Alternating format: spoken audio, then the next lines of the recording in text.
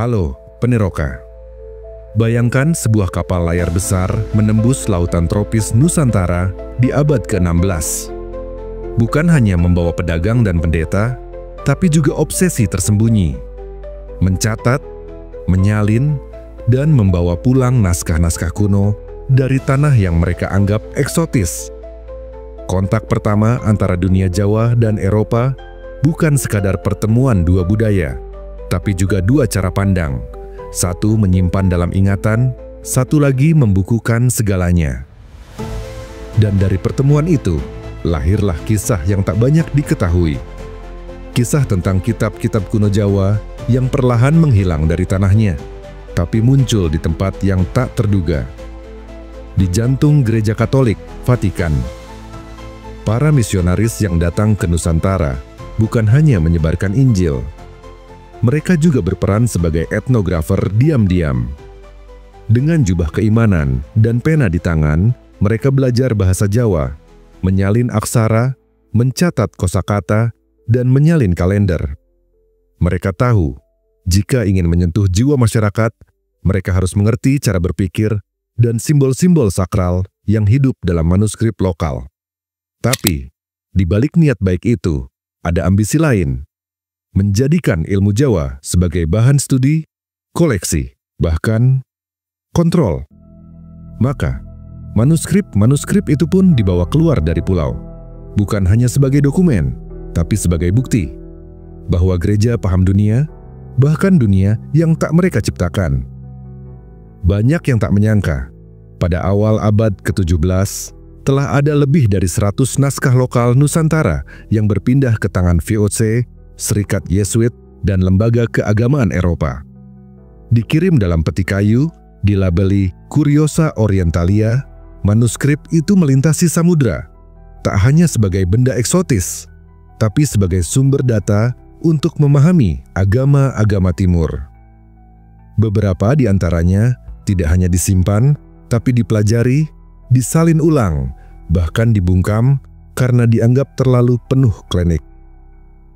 Dan dari ribuan manuskrip yang disebar ke Leiden, London, hingga Madrid, ada sebagian yang justru berakhir di tempat paling tertutup bagi publik, Arsip Rahasia Vatikan.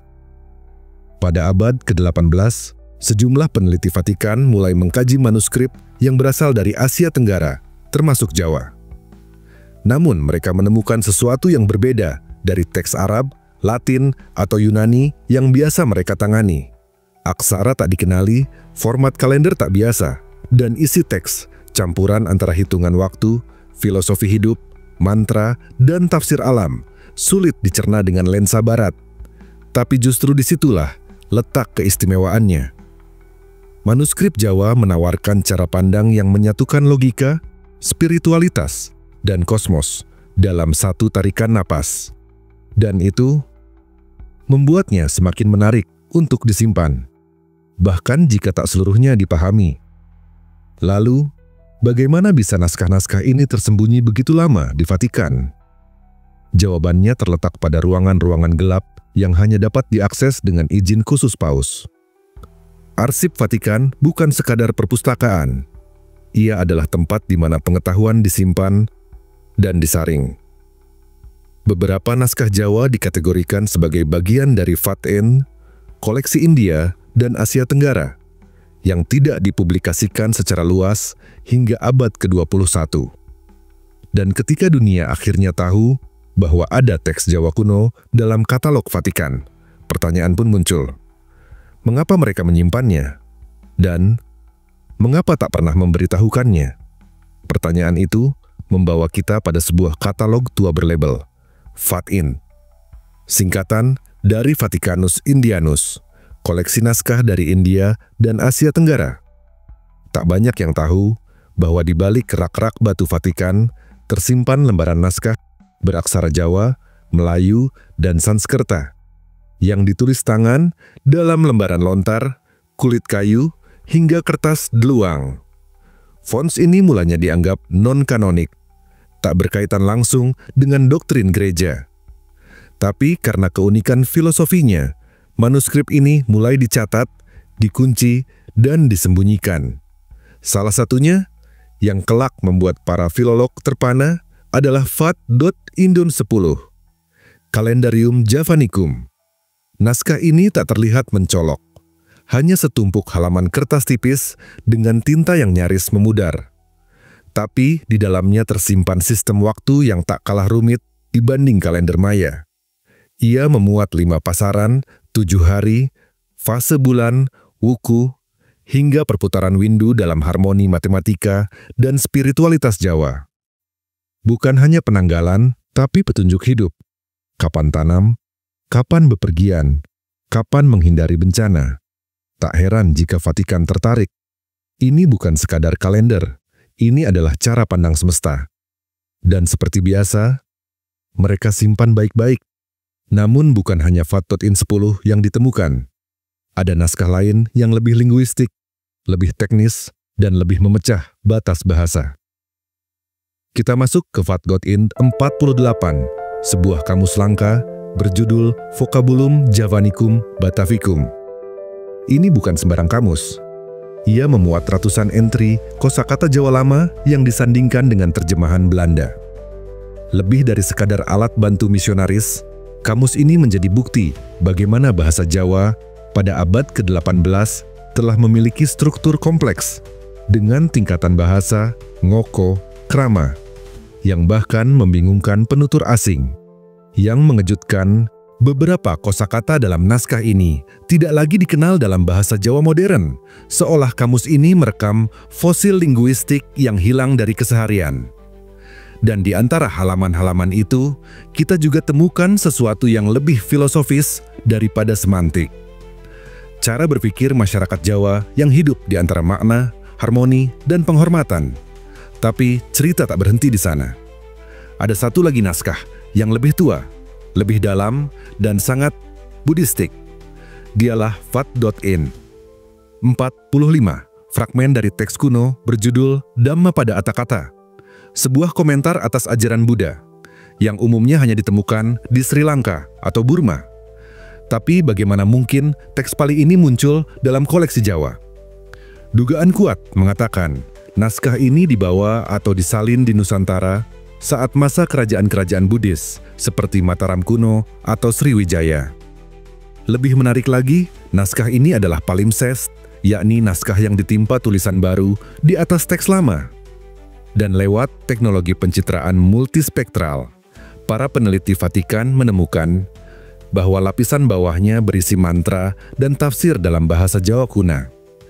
Sebuah bukti hidup bahwa di Jawa, ajaran Buddha tak pernah hanya diterima bulat-bulat, tapi diolah dalam bahasa dan pemahaman lokal. Tapi bagaimana para peneliti bisa membaca lapisan-lapisan ini? Jawabannya ada pada teknologi mutakhir, yang mungkin tak pernah dibayangkan penulis manuskrip itu dahulu. Dengan kamera multispektral, sinar ultraviolet, dan pencitraan inframerah, para filolog mampu mengangkat tinta yang sudah lenyap. Vatikan bukan hanya menyimpan, tapi juga secara perlahan membedah makna teks yang terkubur. Namun ironinya, hasilnya jarang dipublikasikan, karena beberapa isi teks, baik dari Calendarium, Vocabulum, maupun Dhamma pada Jawa, dianggap terlalu mistis, terlalu lokal, dan terlalu bebas dari struktur teologi Barat. Disinilah pertanyaan besar muncul. Apakah pengetahuan yang tak sesuai dogma harus dikunci selamanya? Itulah dilema besar yang masih menggantung di balik pintu-pintu Vatikan. Manuskrip-manuskrip Jawa yang tersimpan rapi di dalam ruang bawah tanah perpustakaan suci itu bukan hanya kumpulan aksara tua. Mereka adalah jendela ke cara berpikir sebuah peradaban. Dan jika jendela itu terlalu berbeda, terlalu bebas, terlalu jauh dari pusat kekuasaan teologi Barat, maka ia tidak dihancurkan, melainkan disembunyikan. Tapi mari kita buktikan sendiri, satu persatu, isi dari teks yang mereka simpan. Kita mulai dari yang tampak paling teknis, namun justru paling filosofis, kalender Jawa. Kalender dalam naskah Calendarium Javanicum bukan seperti kalender dinding biasa. Ia bukan alat pasif, tapi aktif. Menentukan kapan orang menanam, kapan menikah, bahkan kapan tidak boleh keluar rumah karena hari buruk. Sistem 5 pasaran, Legi, Pahing, Pon, Wage, Kliwon, berputar bersamaan dengan 7 hari seperti Senin hingga Minggu. Kombinasi itu menghasilkan 35 siklus yang mengatur segala hal, dari ritus kematian hingga pesta panen. Tapi lebih dari itu, kalendarium adalah sistem filsafat waktu. Ia tidak memandang waktu sebagai garis lurus menuju masa depan, tetapi sebagai siklus yang kembali ke titik awal. Dan jika waktu adalah lingkaran, maka kesadaran manusia bukan berlari, tapi kembali. Konsep ini menjadi lebih dalam ketika kita menyelami 2 unsur dalam kalender Jawa yang jarang dibahas, wuku dan windu. 1 windu berarti 8 tahun, terdiri dari 30 wuku yang masing-masing mewakili tema kosmis dan nasib. Dalam kalendarium Javanicum, tiap wuku disertai simbol-simbol astrologis, binatang, unsur alam, arah mata angin, hingga warna spiritual. Bayangkan, dalam 1 halaman kalender, kita tidak hanya menemukan hari dan tanggal, tapi juga ramalan, harapan, dan batasan. Ini bukan takhayul. Ini adalah sistem interpretasi waktu yang mencoba menyelaraskan langkah manusia dengan ritme kosmos. Sebuah sistem yang mungkin tidak logis bagi Barat, tapi logis bagi budaya yang percaya bahwa setiap kejadian, sekecil apapun, telah memiliki tanggal kelahiran. Dan untuk benar-benar memahami sistem itu, kita perlu satu alat yang tampak sederhana, tapi sangat mendalam: kamus. Kita kembali ke naskah Vocabulum Javanicum Batavicum, yang merekam lebih dari sekadar arti kata. Dalam entri kamus ini, terdapat relasi sosial. Bagaimana satu kata berubah tergantung siapa yang bicara kepada siapa. Contohnya, kata makan. Dalam bahasa Jawa, bukan sekadar mangan, tapi bisa menjadi neda, dahar, atau maem, tergantung status pembicara dan lawan bicara. Artinya, satu peradaban telah membangun bahasa sebagai bentuk penghormatan, bukan sekadar alat komunikasi. Dan kamus ini menjadi bukti bahwa yang mereka sebut bahasa di Jawa adalah etika yang diucapkan. Tapi tak semua kata bertahan dalam zaman. Di dalam kamus ini, para peneliti menemukan puluhan kosakata Jawa yang kini tak dikenal lagi, bahkan oleh penutur aslinya. Ada istilah untuk jenis-jenis tanaman obat, teknik pertanian, hingga nama-nama bintang yang dulu digunakan pelaut Jawa kuno untuk bernavigasi. Ini bukan hanya soal bahasa yang berubah, tapi pengetahuan yang ikut hilang ketika kata-kata itu terlupakan. Dengan kata lain, kamus ini adalah fosil hidup, bukti dari dunia yang pernah ada, tapi kini nyaris lenyap, dan Vatikan memilikinya. Namun, pengetahuan tidak hanya hidup di dalam kata, tapi juga dalam makna yang tersembunyi di balik teks. Naskah Dhammapada Atthakatha yang ditemukan di koleksi Vatikan adalah contoh unik dari palimpsest, manuskrip yang ditimpa tulisan baru di atas tulisan lama. Lapisan terluarnya memuat komentar Buddhis dalam bahasa Pali, khas Theravada. Tapi di bawahnya, dengan bantuan teknologi multispektral, para peneliti menemukan mantra-mantra Jawa kuno. Bayangkan, 2 lapisan ajaran, yang satu berasal dari India, yang lain dari tanah Jawa, bertempur dan berdialog dalam satu lembar naskah. Ini bukan sekadar teks. Ini adalah arena pertemuan filsafat timur, tempat di mana ajaran Buddha tidak ditelan mentah-mentah, tapi diserap, diolah, dan diubah dengan cara lokal. Dan pertanyaannya, apa yang disembunyikan dalam lapisan bawah itu? Beberapa kalimat yang berhasil dipulihkan menunjukkan istilah-istilah yang tidak ada dalam Buddhisme India: Cahyaning Urip, Lelungan Batin, dan Sangkan Paraning Dumadi. Istilah-istilah ini merujuk pada konsep mistik Jawa tentang asal dan tujuan hidup, tentang keseimbangan antara unsur diri dan alam semesta. Para peneliti menduga lapisan awal naskah ini adalah tafsir lokal terhadap ajaran Buddha yang disesuaikan dengan kosmologi Jawa. Dan ketika ajaran itu dianggap terlalu sinkretik atau menyimpang oleh pemegang otoritas agama, ia ditimpa oleh versi yang lebih ortodoks. Tapi tinta mungkin bisa ditimpa, namun makna tidak bisa dibungkam. Dan dari sini, kita semakin sadar bahwa manuskrip Jawa bukan hanya mencatat masa lalu. Mereka menyimpan konflik batin sebuah peradaban. Pertanyaan itu tidak berhenti di isi manuskripnya, tapi berlanjut pada bagaimana Vatikan merawatnya dengan penuh kehati-hatian. Bayangkan sebuah ruang bawah tanah yang tidak sembarangan orang bisa masuk. Suhunya dikendalikan, kelembapan diawasi, dan cahaya yang menyentuh halaman-halaman kuno itu sangat minim. Disinilah kitab-kitab Jawa yang terlarang disimpan, seperti Serat Centini, Babad Tanah Jawi, hingga naskah-naskah astronomi Jawa yang tak dikenal publik luas. Ruang ini bukan sekadar arsip, ini adalah benteng waktu. Di balik pintu-pintu logam Vatikan, para pustakawan dan filolog bekerja dengan standar ketat pelestarian manuskrip, tanpa sentuhan langsung, hanya dengan sarung tangan linen. Tinta diuji dengan spektroskopi untuk memastikan keasliannya, dan pengkodean katalog dilakukan berdasarkan asal-usul filologisnya, bukan sekadar abjad. Namun, yang mengejutkan, ada kode khusus yang disematkan pada naskah dari timur, Codex Oriens Javae, sebuah sistem klasifikasi yang menandakan bahwa naskah ini berasal dari daerah spiritual penting di luar daratan Eropa. Mengapa naskah Jawa termasuk dalam klasifikasi ini?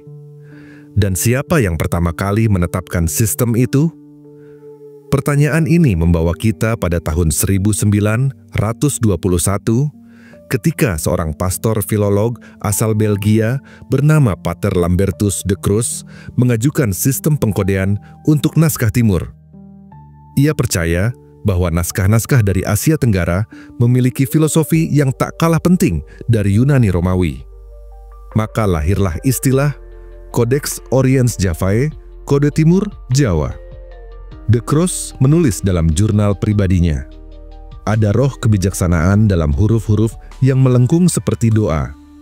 Naskah dari Jawa tidak hanya menulis sejarah, tapi mencatat cara semesta berbicara melalui manusia.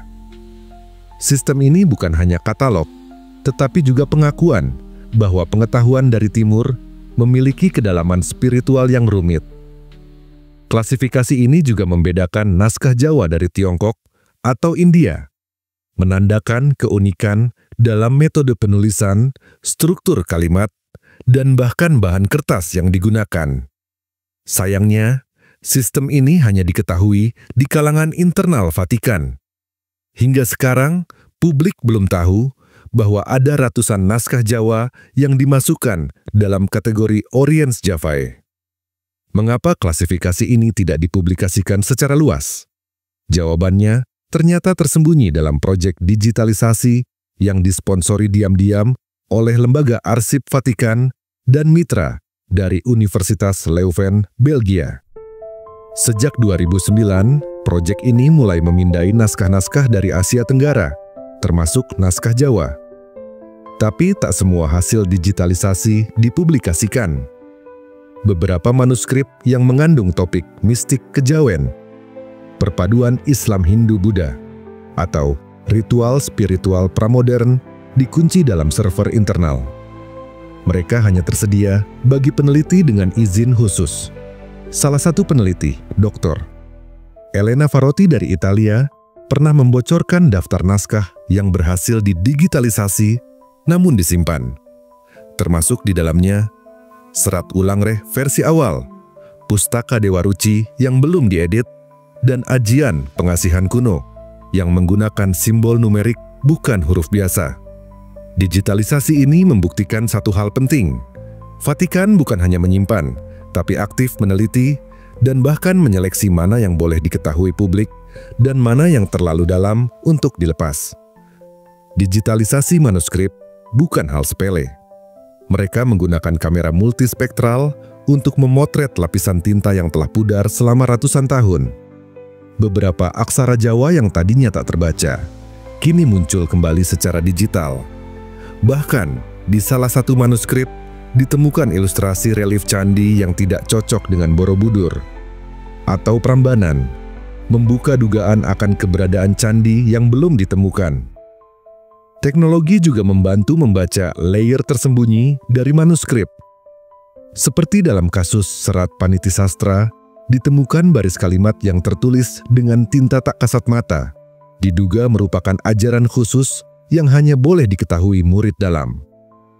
Namun, yang paling menarik adalah adanya penggabungan AI dalam mentranskripsi huruf Jawa Kawi. Vatikan berkolaborasi dengan startup linguistik dari Swiss untuk menciptakan model pembaca aksara kuno otomatis. Namun di balik kemajuan teknologi itu, muncul pertanyaan baru. Apakah digitalisasi ini membawa naskah kembali ke asalnya, atau justru menjauhkan kita dari warisan yang seharusnya hidup dan bisa diakses masyarakat Jawa? Disinilah konflik muncul. Pelestarian digital seharusnya membuka akses, tapi kenyataannya justru mempersempit. Meski disimpan dengan teknologi mutakhir, banyak naskah yang hanya bisa diakses oleh segelintir peneliti barat. Indonesia, sebagai tanah asal, tidak sepenuhnya mendapatkan akses. Konservasi menjadi bumerang. Naskah tetap aman, tapi esensinya tercerabut dari masyarakatnya sendiri. Beberapa akademisi Indonesia, seperti Dr. Ratna Wedyasari dari UGM, menyatakan bahwa repatriasi digital harus menjadi solusi tengah.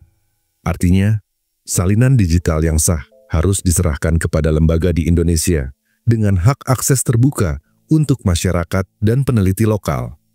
Namun hingga kini, proses negosiasi berjalan lambat dan penuh birokrasi.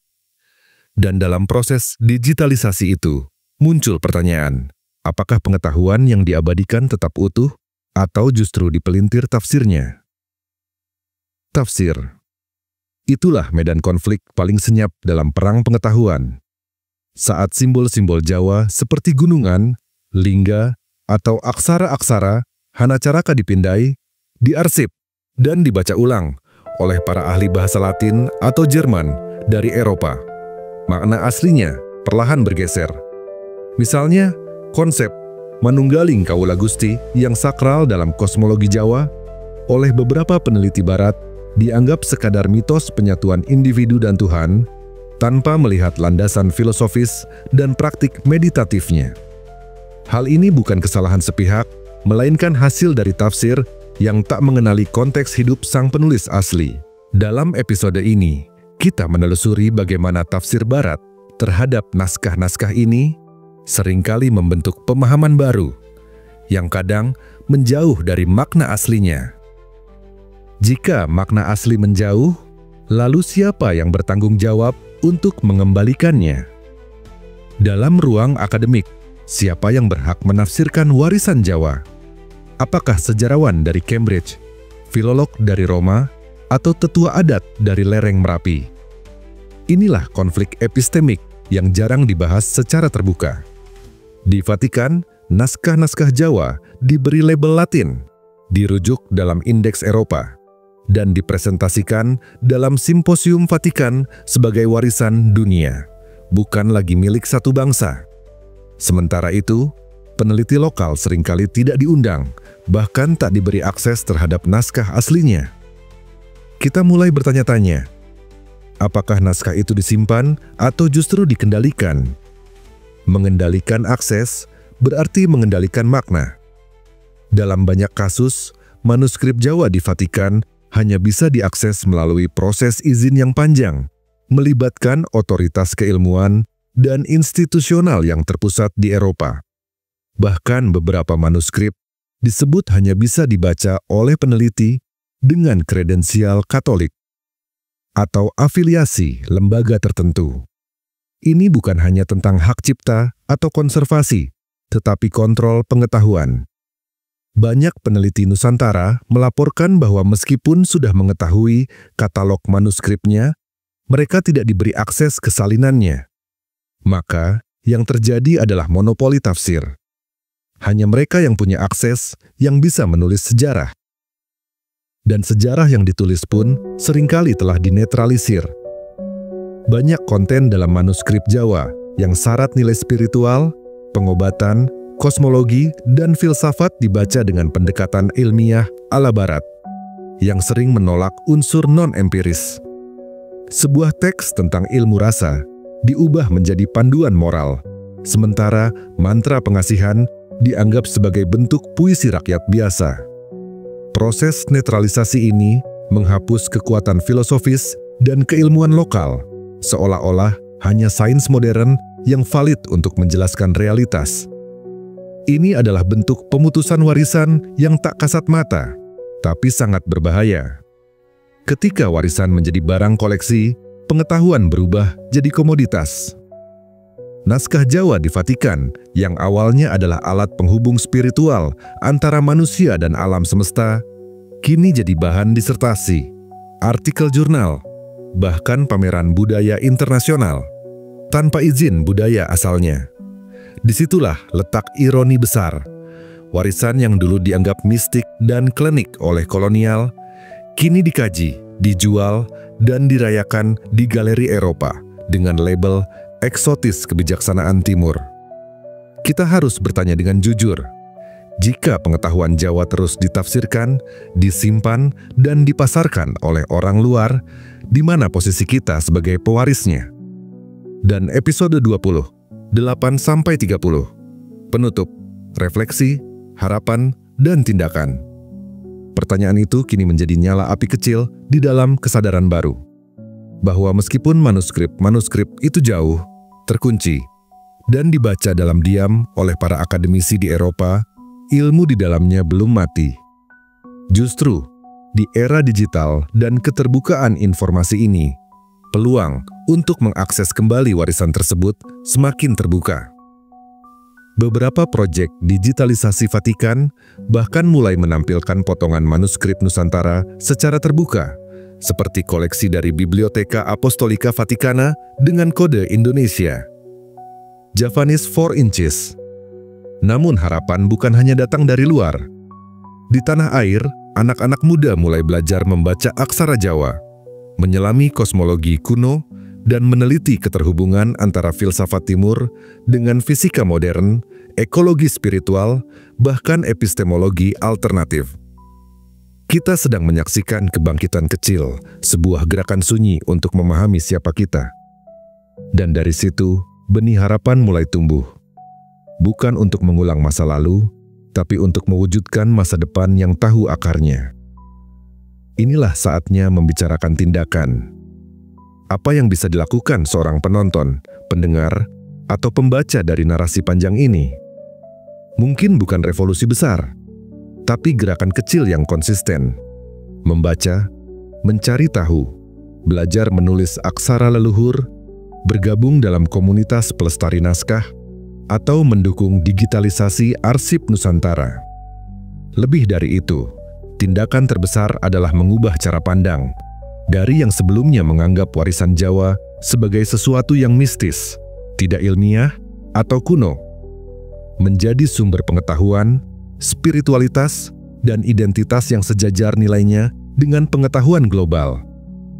Narasi ini kita tutup bukan dengan tanda titik, tetapi koma, karena kisah tentang manuskrip terlarang dan kebangkitan warisan Jawa masih terus ditulis oleh kita semua.